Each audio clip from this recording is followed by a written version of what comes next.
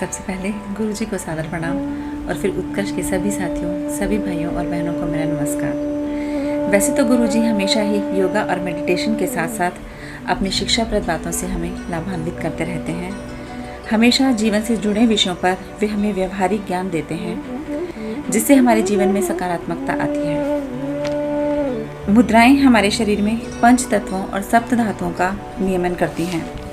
पंचकोश हमारे मन, शरीर और आत्मा को स्वस्थ और शांत करते हैं। पंचकोश 5 होते हैं: अन्नमय कोश, प्राणमय कोश, मनोमय कोश, विज्ञानमय कोश और आनंदमय कोश। सप्त धातुएं हैं रस, प्लाज्मा, रक्त, मांस अर्थात मांसपेशियां, मेद यानी कि वसा और फैट, अस्थि, मज्जा और शुक्र। सूर्य मुद्रा हमारे शरीर में विटामिन डी की कमी को पूरा करती है। योगा से मांसपेशियों के बीच में रुके हुए अवरोध दूर हो जाते हैं तथा वायु संचरण एवं रक्त संचरण सब ठीक रहता है। हमें ईश्वर पर पूर्ण विश्वास होना चाहिए। मेडिटेशन करते हुए जब हम ईश्वर का ध्यान करते हैं तो हमारी आत्मा का परमात्मा के साथ एकाकार हो जाता है। 3 गुण और 3 दोष बताए हैं गुरुजी ने। सतोगुण यह सच, स्वाध्याय, ईश्वर की तरफ, यम नियम की तरफ, शांति की तरफ चलने वाला गुण होता है। तमोगुण हमारी अस्मिता की सुरक्षा के लिए यह गुण जागना चाहिए। अन्याय को रोकने के लिए, देश की सुरक्षा, नेगेटिव एनर्जी को पॉजिटिव एनर्जी में कन्वर्ट करने के लिए तमोगुण जागना चाहिए। मेरा यह मानना है कि संतुष्ट रहने वाले लोग हर स्थिति में सुखी रहते हैं। हमारा दिमाग हमारा सबसे अच्छा दोस्त है अगर हम उसे कंट्रोल करते हैं, लेकिन यदि हमारा दिमाग हमें कंट्रोल करता है तो वो हमारा सबसे बड़ा दुश्मन है। जैसे घर निर्माण में एक एक ईंट का महत्व होता है, वैसे ही चरित्र निर्माण में भी एक एक विचार का महत्व है।